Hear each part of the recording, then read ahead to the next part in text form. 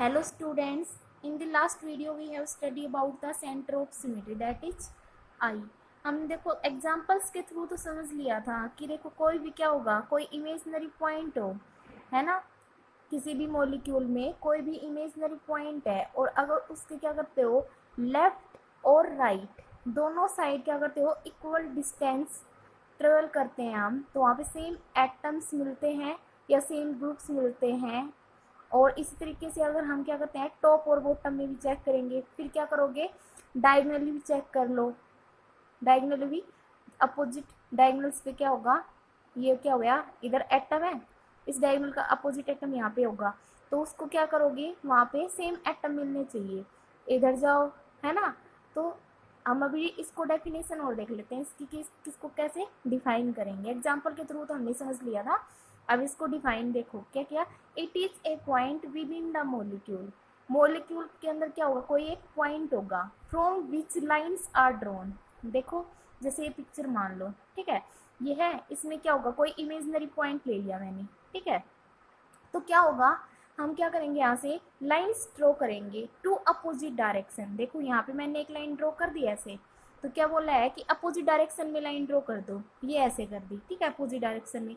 Meet similar points means क्या होगा, ये दोनों लाइन्स क्या करेंगी, जिन भी पॉइंट से मिलेंगी वो क्या होंगे, सेम होंगे, सेम एटम्स और सेम पॉइंट से मिलेंगी एट एग्जैक्टली सेम डिस्टेंस ये दोनों लाइन क्या होंगी, सेम एटम्स पे क्या होंगी, मिल जाएंगी, सेम एटम्स पे मिलेंगी, है ना। ये वाली इस एटम पे सेम डिस्टेंस पे मिलेगी और ये वाली इधर सेम एटम पे मिलेगी, ठीक है। अभी देखो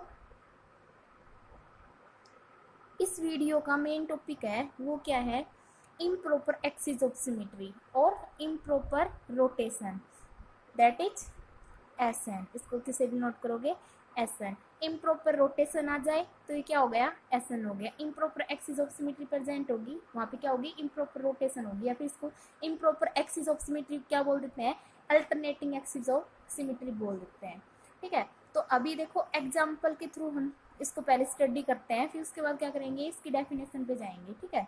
तो देखो इसका फॉर्मूला होता है, मैथमेटिकल फॉर्मूला क्या होता है, एसएन क्या होती है, सी एन प्लस सिग्मा, और सिग्मा परपेंडिकुलर।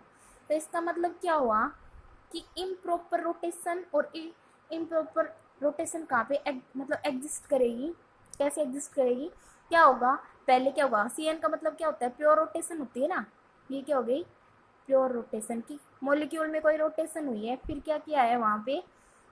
सिग्मा का मीन्स क्या होता है, रिफ्लेक्शन होता है ना, सिग्मा प्लेन, प्लेन जहाँ पे प्लेन होता है वहाँ पे कौन सा सिमेट्री ऑपरेशन होता है, रिफ्लेक्शन।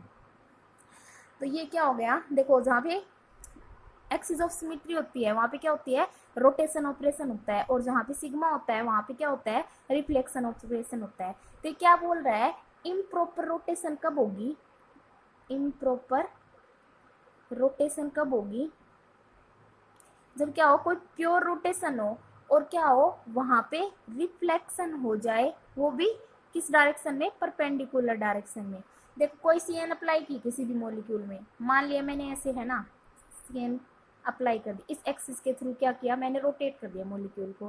तो क्या बोल रहा है कि हम प्लेन डालेंगे, प्लेन कैसे डालोगे, परपेंडिकुलर टू सी एन।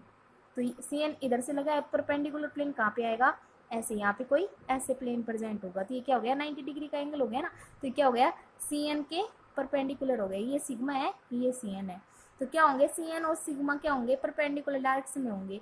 और फिर क्या होगा कि मॉलिक्यूल में दोनों ऑपरेशन अप्लाई कर दो ना आप, तो क्या हो जाए, यहाँ पे जो क्या होगी, एक स्ट्रक्चर आएगी मॉलिक्यूल की, यहाँ पे देखो, यहाँ पे क्या आएगी, कोई स्ट्रक्चर आएगी, ये वाली स्ट्रक्चर क्या हो, ओरिजिनल स्ट्रक्चर होगी ना, उससे क्या हो जाएगी, ओरिजिनल स्ट्रक्चर होगी ना, उस पर क्या होगी, एग्जैक्ट सेम होंगी, मतलब इक्विवेलेंट स्ट्रक्चर होंगी, आप आइडेंटिफाई नहीं कर पाओगे कि ओरिजिनल स्ट्रक्चर क्या है और जो ये वाली स्ट्रक्चर फॉर्म हुई है ये वाली कौन सी है, ठीक है।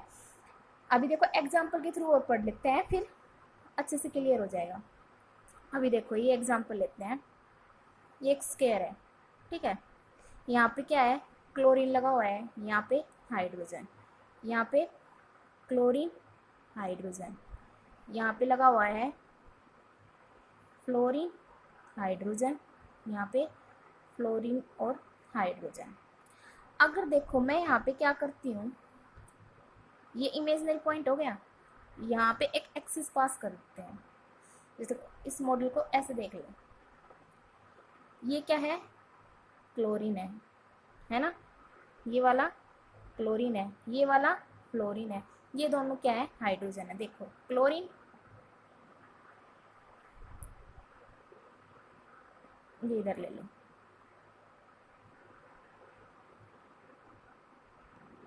देखो अभी ये स्ट्रक्चर देखो, ये क्या है, क्लोरीन है, ये फ्लोरीन है, क्लोरीन फ्लोरीन। हमने है ना ऊपर वाला केस लिया है, इस स्केल के ऊपर वाला केस ले लिया, नीचे वाले एटम है ना उनको नहीं देख रहे हैं। देखो यहाँ पे क्लोरीन है, क्लोरीन है, ये फ्लोरीन फ्लोरीन। देखो यहाँ पे ये क्या है, जहाँ पे एटम्स मैंने दिखाया नहीं है ना, यहाँ वैकेंट स्पेस दिख रहा है ओनली, है ना, तो ये क्या हो गया, यहाँ पे हाइड्रोजन मान लो, यहाँ पे भी हाइड्रोजन है। अब मैंने क्या बोला, यहाँ पे ऐसे एक्सिस पास किया ऐसे, ठीक है, यहाँ से सेंटर से एक एक्सिस पास की और रोटेशन कर दी है कितनी डिग्री की, 180 डिग्री की रोटेशन कर दी है मैंने, ठीक है, 180 की रोटेशन। तो देखो पहले यहाँ पे देख लेते हैं, ये ऐसे है, यहाँ पे कोई एटम है, ठीक है, यहाँ से 180 रोटेशन देनी है ऐसे, तो यहाँ पे अगर 180 की रोटेशन दोगे तो ये मॉलिक्यूल कहाँ पे पहुंच जाएगा, 180 डिग्री। देखो ये हो गया ना, ये कंप्लीट डी बनाते हो ना डी, तो ये वाला एंगल कितना होता है, अगर ये एटम यहाँ पे आ जाए मीन्स डायगोनल इंटरचेंज हो जाए, तो वहाँ पे क्या हो जाती है, 180 डिग्री रोटेशन होती है ना। अगर मैं यहाँ पे इस एक्सिस के थ्रू रोटेशन दे रही हूँ, अब इसको ध्यान से देखना, क्लोरीन है ना इधर, ठीक है, अब इसको 180 की रोटेशन देते हैं। देखो मॉलिक्यूल को मैंने लिया और इसको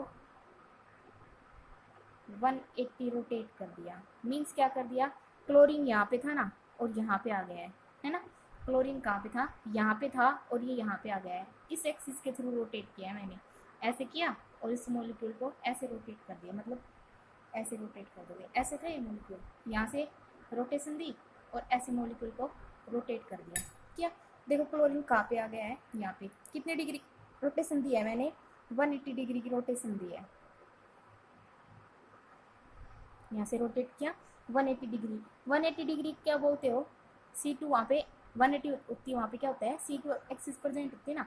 अभी देखो ये क्लोरीन कहाँ पे आ गया था, ये क्लोरीन कहाँ पे आ गया था, ये देखो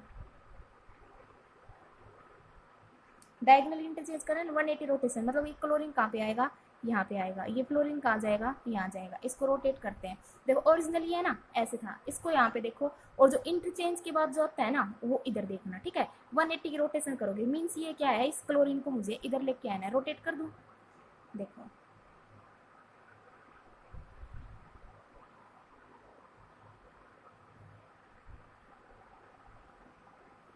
आ गया ना, 180 डिग्री की रोटेशन, क्लोरीन यहाँ पे था और यहाँ पे आ गया, मीन्स यहाँ पे आ गया है ना। तो अभी पोजिशंस लिख दो सभी एटम्स की,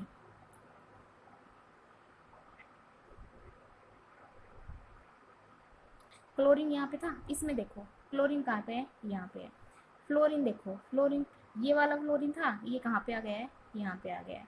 अभी देखो इस डायग्राम में देखो, अगर क्लोरीन यहाँ पे रोटेशन के बाद डायगोनल इंटरचेंज हो गया ना, यहाँ पे आ गया है हाइड्रोजन, क्लोरीन इंटरचेंज कहाँ, क्लोरीन और हाइड्रोजन क्या हो गया, डायगोनल इंटरचेंज हो जाएगा 180 डिग्री पे, है ना। क्लोरीन यहाँ पे आया तो इसका मतलब क्या हो, ये वाला क्लोरीन कहाँ जाएगा, उधर जाएगा ना, तो यहाँ पे लिख दो क्लोरीन। इस क्लोरीन के नीचे क्या था, हाइड्रोजन था, हाइड्रोजन, तो इस क्लोरीन के ऊपर क्या है, हाइड्रोजन। मीन्स देखो क्या होगा, डायगोनल इंटरचेंज होगा, क्लोरीन हाइड्रोजन, मतलब यहाँ पे 180 डिग्री अगर रोटेट किया तो ये कहाँ पे आएगा, यहाँ पे आ गया क्लोरीन, तो हाइड्रोजन कहाँ पे जाएगा, उस पोजीशन पे जाएगा ना, ठीक है। इनको एटम को इंटरचेंज कर दिया, तो इसी तरीके से क्या होगा, नीचे वाले भी इंटरचेंज हो जाएंगे, यहाँ पे हाइड्रोजन आ जाएगा, वहाँ पे क्लोरीन आ गया, देख लो हो गया ना। अभी इनकी बात करते हैं, यहाँ पे क्या गया है, देखो ये वाला एटम चेंज होकर यहाँ पे आ गया 180 डिग्री पे, है ना। तो फ्लोरीन की जगह पे क्या आएगा, फ्लोरीन हाइड्रोजन की जगह पे आया, तो हाइड्रोजन कहाँ पे आएगा, फ्लोरीन की जगह। इसी तरीके से क्या होगा, ये दोनों भी इंटरचेंज होंगे, तो ये क्या कर दो यहाँ पे हाइड्रोजन और फ्लोरीन। अभी देखो क्या करना है, रोटेशन तो मैंने लगा दी है, लेकिन फिर क्या बोला है कि हमें सिग्मा, मतलब सिग्मा लगाना है, सिग्मा कैसे लगाओगे, परपेंडिकुलर डायरेक्शन में, जहाँ पे क्या हो गई है, या इमेजनरी एक्सिस पास की थी ना, जहाँ से रोटेशन किया है उससे क्या करोगे, परपेंडिकुलर डिस्टेंस पे परपेंडिकुलर क्या, परपेंडिकुलर प्लेन लगा दोगे, है ना। तो देखो अभी एक्सिस कहाँ से लगी थी, यहाँ से लगाई है मैंने मॉलिक्यूल के, है ना, यहाँ से मैंने मॉलिक्यूल को रोटेट कर दिया। तो देखो यहाँ से क्या करोगे आप, प्लेन पास कर दोगे, प्लेन पास करोगे ना, तो क्या हो जाएगा, परपेंडिकुलर प्लेन हो जाएगा। अभी एक बात समझो, एक कॉन्सेप्ट समझो, क्या, देखो ये क्या है, मिरर प्लेन है, पास करते हैं, मैंने अभी तक बताया मॉलिक्यूल्स में क्या करते हैं, मिरर प्लेन पास करते हैं। तो अभी देखो अगर कोई एटम है कोई भी एटम, देखो ऐसे ही है ना, ये था, देखो ऐसे ही है ना, यहाँ पे फ्लोरीन कोई एटम लगाया, ये कैप है ना पेन की, ये समझ लो फ्लोरीन है। तो अगर देखो मैं सिंपल अगर ऐसे है तो देखो ठीक है, फ्लोरीन लगाया, इसके नीचे अगर जो भी है वो ग्रुप वाला ग्रुप दिखेगा नहीं हमें, है ना, सिंपल ऐसे था। तो क्या हो रहा है, फ्लोरीन देखो इसके नीचे क्या ग्रुप है वो नहीं दिखेगा ना, हाइड्रोजन में है वो नहीं दिख रहा है।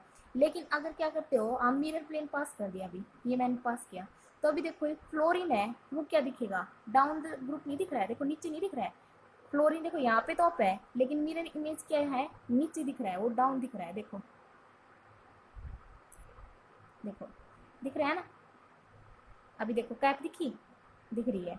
तो देखो यहाँ पे क्या है, अप है, और वो मिरर में क्या दिख रही है, डाउन दिख रही है ना। वैसे तो क्या है, अप है, क्या है, अप है, ये कैप अप है ना, ये वाली कैप अप है, लेकिन मिरर में क्या दिख रही है, वो डाउन दिख रही है। तो इसका मतलब क्या हुआ है, जब हम क्या करेंगे, मिरर प्लेन पास करेंगे ना, तो जो अप दिख रहा है ना, जो ग्रुप अप दिख रहा है ना, वो क्या होगा, मिरर में जो प्लेन है उसमें क्या दिखेगा, डाउन दिखेगा। अभी इनकी बात करते हैं, देखो इनकी बात करते हैं। तो यहाँ पे अगर मैंने प्लेन पास किया तो क्या होगा, जो ये था फ्लोरीन था, अगर मैं प्लेन पास करूँ तो नीचे क्या दिखता, फ्लोरीन दिखता। तो अभी यहाँ पे देखो, अगर यहाँ से कोई एक प्लेन निकला है तो जो ऊपर वाला है वो क्या दिखेगा, नीचे, और जो नीचे वाला है वो क्या होगा, ऊपर दिखेगा। तो बना दो, फ्लोरीन ऊपर दिखेगा, हाइड्रोजन नीचे, मतलब रिफ्लेक्ट हो जाएंगे, रिफ्लेक्ट होंगे, हाइड्रोजन नीचे, क्लोरीन ऊपर, ये फ्लोरीन, हाइड्रोजन और फ्लोरीन नीचे, क्लोरीन नीचे चला जाएगा और हाइड्रोजन ऊपर चला जाएगा, है ना। अभी स्ट्रक्चर ए और स्ट्रक्चर बी को देखो, दोनों एक जैसे नहीं है। ये यहाँ पर देखो, ये कंप्लीट ऑपरेशन यहाँ तक क्या हो गया है, S2। क्यों, क्योंकि देखो S2 क्या होता है, C2 प्लस सिग्मा, है ना, ये क्या परपेंडिकुलर प्लेन, तो S2 हो जाएगा ना, C2 यहाँ पे लगी है तो यहाँ पे क्या होगी, S2 प्रेजेंट होगी। तो पूरा कंप्लीट क्या, C2 प्लस सिग्मा क्या हो जाएगा, S2। एक ऑपरेशन यहाँ तक कंप्लीट हुआ है ना। तो अब हम इक्विवेलेंट स्ट्रक्चर देखो, CN के केस में जैसे है ना, मॉलिक्यूल को वाटर वाला केस देखते थे, है ना, क्या करते थे, मॉलिक्यूल लिया, ये वाटर मॉलिक्यूल था, है ना, तो उसको आप रोटेट करते थे, वन रोटेशन थी, तभी देखते थे कि पहले वाली और ये क्या है, इक्वल होनी चाहिए, है ना। जैसे देखो रोटेशन क्या करते थे, वाटर वाले केस में क्या करते थे, ऐसे H2 H1 180 डिग्री रोटेट करते होती, ये क्या हो जाता है, उधर जाएगा, है ना। तो क्या होता था, H2 H1 और ऑक्सीजन, फिर क्या करते थे, 180 डिग्री रोटेशन देते थे, क्या बन जाता था, O H2 H1। तो ये दोनों क्या होती थी, इक्विवेलेंट स्ट्रक्चर होती थी, है ना। और ये ए और बी क्या होते थे, आइडेंटिकल, मीन्स क्या हो जाते थे कि इनमें आप डिफ्रेंशिएट नहीं कर सकते हो कि ये इन इक्विवेलेंट है ना, वो क्या होगा, इनमें डिफ्रेंशिएट नहीं कर पाओगे कि कौन सी है ना। और ये क्या हो जाती है, सेम है, ओरिजिनल, है ना, ए और बी क्या हो जाते हैं, सेम। लेकिन यहाँ पे क्या है, ए और बी है ना, वो क्या है, इक्विवेलेंट स्ट्रक्चर है, इक्विवेलेंट स्ट्रक्चर है। क्योंकि देखो ये वाला क्लोरीन था ना, ये वाला क्लोरीन, ये मैंने स्टार से बना दिया, ठीक है। तो इस क्लोरीन को मैंने क्या किया, 180 रोटेशन दी, क्या हो गया, ये यहाँ पे आ गया ना स्टार, ठीक है। अब देखो रिफ्लेक्ट हुआ तो क्या हो गया, ये वाला क्लोरीन स्टार। तो मुझे ये बताओ, इस स्ट्रक्चर में और इस स्ट्रक्चर में, देखो एटम क्लोरीन है, ये भी क्लोरीन ही है, लेकिन ये वाला अनस्टार्ड है और ये वाला स्टार्ड है, मतलब इस पे कोई नंबर, इनकी नंबरिंग क्या होगी, डिफरेंट होगी ना, स्टार और अनस्टार्ड है, 1 2, इसको 1 मान लो, इसको 2 मान लो, ये वाला 2 हो गया, ये 1 हो गया, ये वाला 2 और ये। तो देखो ये क्या हो गए, जहाँ पे एटम भी सेम हो और जहाँ पे नंबर भी सेम हो, जहाँ पे एटम भी सेम हो और नंबर भी सेम हो, तो उसको क्या बोलते हैं कि वो आइडेंटिकल, मतलब आइडेंटिकल स्ट्रक्चर है, सेम स्ट्रक्चर है, ओरिजिनल स्ट्रक्चर, ओरिजिनल, है ना। बट जहाँ पे क्या हो, एटम तो सेम हो और नंबर चेंज हो जाता है, उसको क्या बोलते हैं, इक्विवेलेंट स्ट्रक्चर बोल देते हैं। तो यहाँ पे देखो 1 नंबर है और यहाँ पे क्लोरीन का नंबर 2 है, तो ये क्या हो गई, इक्विवेलेंट स्ट्रक्चर है, ना कि ओरिजिनल, है ना। तो ये क्या हो गई है, इक्विवेलेंट स्ट्रक्चर है। तो अभी देखो एसएन है ना, इम्प्रॉपर एक्सिस, यहाँ पे है ना 2 टाइप से हो सकती है एसएन, क्या हो सकती है, देखो ये एक तो ये मैंने बता दी कि रोटेशन होके फिर क्या हो जाए, रिफ्लेक्शन, लेकिन है ना रिफ्लेक्शन होके फिर क्या हो सकता है, रोटेशन भी हो सकती है, रिफ्लेक्शन होके रोटेशन भी हो सकती है।